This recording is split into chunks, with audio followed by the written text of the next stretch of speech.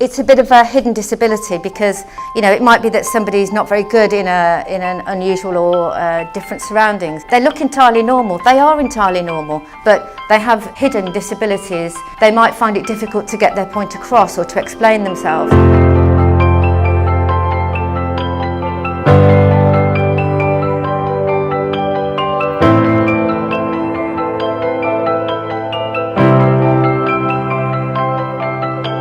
I'm Carolyn Smith, I'm the lead specialist nurse and I'm based in Birmingham. Today I thought I'd give you an overview of our support services, a little bit more detail about my role as a specialist nurse. I'm based in genetics, and also some exciting things that we've got in the pipeline for the future as well. So I'm based in Birmingham, as I've mentioned. It's a very large clinical genetics unit, so we have 17 genetic doctors, we've got 5 registrars, and 30 genetic counsellors. Many of you may have seen genetic counsellors and geneticists at a time of diagnosis in various clinical genetics departments throughout the country. I've been in the job for nearly 19 years, and I recently over the last 2 years started on the helpline, which is quite a recent thing when I say that's just 2 years. I haven't been in post for so long. So on a Tuesday I work in clinical genetics, on a Wednesday I man the helpline, and on a Thursday I shall be, as from the 1st of April, taking over the lead nurse role and driving forward some more changes, and we hope some innovative things which we'll tell you about a little bit later. So we are available on a Monday and a Wednesday for any questions that you may have. We provide telephone support, of course. We're a listening ear, and we're there for people with any sort of query, no matter how small or how big.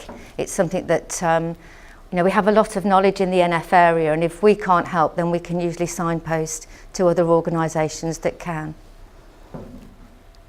We often get calls around the time of a new diagnosis, or, for example, some years down the line, if things have changed and people are concerned about pain or anything else really, that they're not sure what's going on, they'll often call and try and get some advice from us.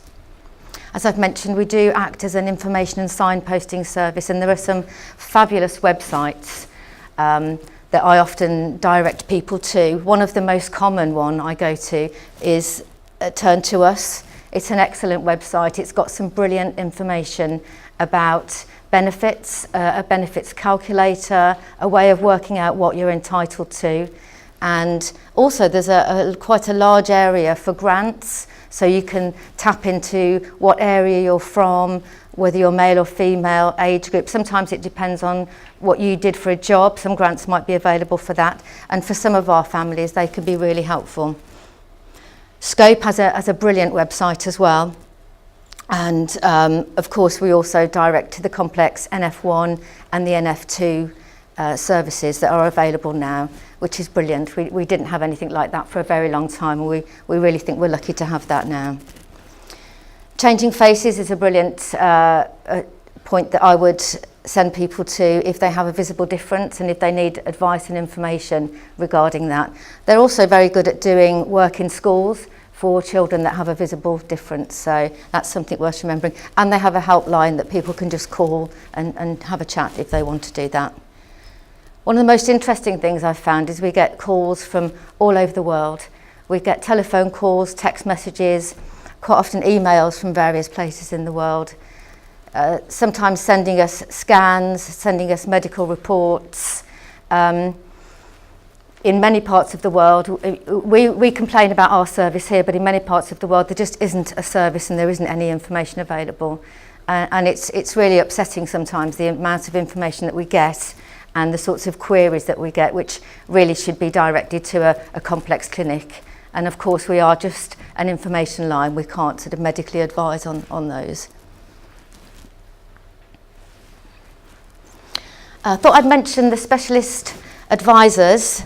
We're based throughout England, and apologies for this photograph, it was the only one I could find, and it's quite an old one of a couple of years ago when Rosemarie Albert was leaving. Some of you may remember her now, Rosemarie Ashton, who used to work on the telephone line as well. But I thought it would be helpful just to mention that we come from quite a wide background of specialities. And for example, we have the two girls up north, Rachel and Ruth, who are part of the Complex Clinic, the Complex NF1. Samantha Gaydon in Liverpool, who has a background in learning difficulties, attention deficits, autism, which is extremely helpful because of the high incidence of that within the children with NF1. My background is really genetics and research. I've been in this job 19 years, and before that I was looking after people that have type 1 diabetes and trying to find genes for type 1 diabetes with Birmingham University. Mel, who is now with me, and he's absolutely fantastic. I was sort of alone for about 17 years, and I now have a partner in crime, and it's amazing to have somebody to work with. Mel is an adult and children's nurse, and she's also worked as a school nurse, which is great for us. And Helen Tompkins is an occupational therapist, so we have quite a variety of backgrounds, which gives us quite a lot of experience, I think. So, what support can I get? I'm going to be talking in detail about the sort of support that I provide on the next coming slides, but I just thought this is quite an interesting slide, because when I look at this, and I look at a lot of my families that have NF1, perhaps they might have one child that has NF1 with some complications. It's really not unusual for all of these healthcare professionals, teachers, etc., to be involved with just one child. Now that is a huge amount of work, research, trying to find out what's going on. Imagine if you have two children and they've got all of these issues going on. And then imagine if you're a parent of a child that has lots of issues. And I think that's when it's difficult enough with one child with lots of time from school and problems that you have. And this isn't for the majority of people with NF, but it's obviously for the end that I see, because I work with people that have more complications, because that's where I'm at. I rarely see the people that don't have many complications, even though the vast majority of them won't have many complications. And I think when you look at that, it really drives it home to you that you do need support. You need a way to negotiate your way through this. Never mind just even remember when the appointments are, if you've got 2 and 3 appointments for several family members. So when I was putting this slide together, I tried to think of a way that I could make it to try and include the things I do. And the role has a really wide remit, so we pretty much can get involved with anything that's related to NF and the person that we're working with. I thought I'd start from the beginning, but actually it's just slightly before the beginning, because we're talking about pre-conceptual counselling. And being in genetics, which is where I'm based, is the sort of thing we get involved in. So, for example, I might have a family that one of the parents has NF1, and they might come to us and say, we're interested in starting a family, we'd like to know where we go from here, what we do. And I have to say, for the vast majority of people, they take their chances, and it's a 50-50 chance. NF1 and NF2 is a dominantly inherited condition, so you only need one copy of the gene to have the condition. And of course it's inherited, but also in half the cases it just occurs as a spontaneous change at conception, so it could be inherited or not. So people will often come and want to know what their chances are and what they can do, if anything, if they wanted to not have a child with NF1. So the preconception planning and giving information is really common. The second one I've mentioned, the pre-implantation genetic diagnosis, or PIGD, it's something that's been around for way over 10 years now. We've been really familiar with it in our department. I've known a few families with NF1 and NF2 who have successfully gone through this process. And it's quite a long process, and it involves using a sort of an IVF really to stimulate the ovaries to make lots and lots of eggs. And then the eggs get fertilised with the partner's sperm, and then they choose the embryos that don't have the NF1 gene. And this is it's not a hugely widespread practice, but it's often, I find that if a parent has had a very bad experience of NF1, insofar as they've had lots of complications, sometimes they'll say, gosh, I'd really love to have a child, but I'm really frightened because I don't want them to go through what I've gone through. I always feel a bit odd talking about PIGD, because I always think, well, I'm saying to them, you're going to get rid of this gene, and I really don't feel that way at all. But it's a question of choice, and it's a question that is there for many conditions in genetics, and it's just started to be more available, more widespread for NF1 and NF2. With regard to PIGD, you would have to contact your GP, you would have to get a referral to genetics if this was of interest to you. And once you've got a referral to genetics, then you would have to see whether or not you would be accepted. There is a waiting list, and there's all sorts of criteria to do with age and various things, whether or not you have any children already. And there's also about a 6-month workup. And the reason for that is if you are an individual with NF, we would need to know the exact NF1 change in you before we could look for that in an embryo. So you couldn't sort of come in and say, oh, I want PGD, but I'm pregnant, or I want PGD and I'm going to get pregnant in a couple of weeks, because we'd need quite a long period normally in order for us to be able to work that out. Then the next thing that comes along is something called cord blood sampling. Now, there's been a big move, really. I've been in post for a long time, but there's been a very big move towards people getting a diagnosis as quickly as possible after a child is born. Now, in some of the research, particularly by Shruti Garg in Manchester, which I'll mention a little bit later, she's been doing some research studies and using cord blood in order to try and find out the NF1 gene, if it's present. And then they're also looking for markers for autism. And ADHD, and as I say, I'll meant to come back to that study a little bit later. It's not a widespread thing. It can throw the best of clinical genetics departments into a flurry, as I found out a couple of weeks ago when I was trying to arrange something down in Exeter. I was on the helpline and somebody had queried a cord blood, so I was sort of in the middle of everything. So it can be done, but not all departments, not all clinical genetics departments are doing this right now. So if somebody is pregnant and they're thinking of trying to get a cord blood sample to identify an NF1 gene, again, that's something they'd have to get involved with and talk to their doctors about way before it was going to happen. Obviously, I'm involved in and around for the new diagnoses of NF1 and NF2. Our genetic doctors tend to put a little paragraph in about myself and Mel on the clinic letter. So following the time they've been seen in clinic, they'll have a letter which summarises everything, which is helpful because it's often a long appointment with a lot of information. And one of the paragraphs will say that myself and Mel are specialist advisors, and they will give our contact details so that they can contact us should they need to. If anything's a bit more pressing, then often the consultant will get in touch with us as well as that, just to say, I think this person might need a bit of follow-up or help.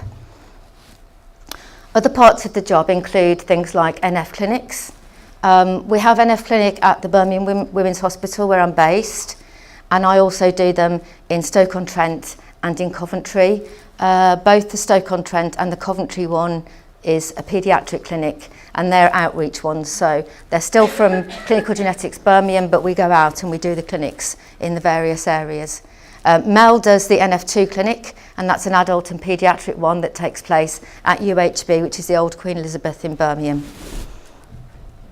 Another big part of the job is nursery and school visits, and I'm finding increasingly lots of school visits trying to get the teachers to understand what NF is and how learning difficulties can impact on the children. Not all children do have learning difficulties, but a significant amount do. And we find we just feel it's really important that we get in there and we explain what's going on, because often these children have a very uneven profile of ability. So they'll be really good in one area and really poor in other areas. And it's just trying to help them to understand what's going on and what they can best do to support them. I know lots of people have had problems at school, and I often speak to people who say, yeah, I had a pretty difficult time at school, I just didn't work for me. The other thing that I do a lot of is getting involved with information and guidance with regard to the EHCP Educational Healthcare Plan, and this is really important for children who have marked learning difficulties and who really do need some one-to-one support. So we get involved with that and supporting the parents really going into school. I like to have the parent with me if I can, just so that they know what I've said, they know what school has said, and hopefully that starts the basis of supporting their child and getting the right help for them. The other thing to remember is often these parents will have had a horrible time at school. So you're expecting a parent that's had a dreadful time at school to go in to a place, it's very intimidating to them. All their memories are of everything going wrong, and then sticking up for their child. And you know, I can see lots of issues there for some of the parents. So it's good if we can help them with that and provide them with some support. That brings me on nicely to this article was published last year, and it's about the association of attention deficit disorder, or ADD, so attention deficits without the hyperactivity element, and also autism. Asperger's, normally high functioning autism, is something that we see, and we see a much higher rate of that in the children with NF1 than we do in the general population. I think it's really important to remember that. And I mentioned Shruti Garg earlier, and she's also mentioned in this as highlighting that 45.7% of participants with NF1 showed some autism spectrum disorder phenotype, just the way they appear, and a high prevalence of autistic syndrome as well. So I've got these for later if anybody wants to see them, but she's been involved in this study looking at the antecedents to that, and that's where the cord blood was coming from for this project, to try and see if there was anything they could identify really early on that would give a marker for whether or not this child might have these sorts of issues. So a little bit more about what we do. Next week, in fact, I've got a mediation with a mediation company, some head teacher, form teacher, parents, and I think an educational psychologist. And this is for an individual who we feel needs extra support. The LEA feel that she doesn't, and it's actually gone to mediation now. So I'm going to be going along to that mediation and standing up for the parent and saying, this is why I'm here, and this is why I believe this child requires extra help. I think often one of the problems with the EHCP and NF1 is that some of the issues that our NF1 will highlight or bring forth are some things that developmentally they might be able to do later on. So although as a parent or a professional you might think, I can see really early on that this child's struggling, because developmentally they're not quite there yet anyway, it means that they often won't get the help. They have to wait until they reach a certain age, and then they'll say, oh yeah, I can see that now. And you know, that's a bit disappointing, because you think, well, that's what we always knew, and if only we'd had that help 2-3 years ago. I can see lots of nodding heads. Yeah, if only we'd had that help. And it's disappointing, because I can see why they do it, and I can see why it's difficult for them, but you know, there's loads of research now. We've got a lot of evidence to suggest that there are some children who, you know, it's very easy to see that they're going to need a lot of support and help. Going on from that, when some of our children leave school and go to college, or even university, I can also be involved then. If they've got EHCP particularly, if they haven't, I'll still get involved anyway. I'll have a go, see whether or not I can get them some help. But I often find that the universities and the colleges are brilliant. They have some amazing learning support centres, and they're really good with the children, or now grown-up adults into NF1. Do a lot of work and around disability living allowance, or PIP as it is now known, writing letters of support to the Department of Work and Pensions. Occasionally I'll go to some of the PIP assessments. There's one in particular I remember going to with a gentleman who is quite vulnerable really. He didn't come across that way, but really didn't give all the information that he needed to in order to get the benefit. So we went to the assessment together. It was quite local, so it wasn't sort of like a huge deal. We could just pop there, and off we go. Thought it went really well. The result came back that he had had his care and mobility allowance taken away from him. Now, I'd been at that interview with him. I was furious, and I wrote a letter to DWP, and I said, I have no idea how the person, what did the person listen to that was assessing the gentleman I went with, because honestly, the questions that were answered and the information that was given back was just not this person. Everything was completely reversed just on the strength of that one letter, which I also found a bit odd as well. It just seems a little bit arbitrary as to whether or not you get it. All I would say is if you don't get it, appeal. And if you don't get it again, keep on doing it.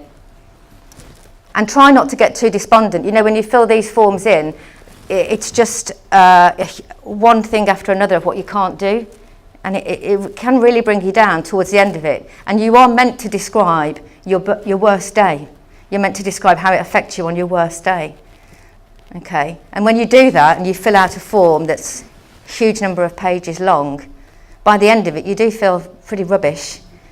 And I always say, you know, just remember that this is part of hopefully getting your benefit, and this is not you in its entirety, but it is important to get that info down. The other thing I wanted to say is the gentleman I came with was very, he always wanted to please, so whenever he was asked if he could do such and such, he would say, yes, I can, you know, and that was part of the problem too. So he'd actually been given an appointment in Leicester originally, and was expected to get to Leicester from Birmingham city centre without a car, without money, because he didn't have a job at the time, for 9 o'clock. You could not have picked, you know, a worse person to give that to. And I, again, had to ring them and say, no, this can't work. This has to be in Birmingham. You might see it gets me a bit fired up. So we do a lot of representing and advocate stuff for patients. I've also been to court, I've been to magistrates' court, and again stood up for a patient and explained why. Because often as well, it's a bit of a hidden disability, because you know it might be that somebody's not very good in an unusual or different surroundings. But they look entirely normal. They are entirely normal, but they have hidden disabilities.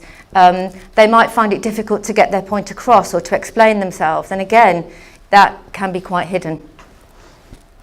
So we also are really aware that one of our main functions is trying to get the word NF 1 and 2 out there. So we're trying to raise awareness. We've done some lobbying with the government already. There's a big shortfall between the complex NF1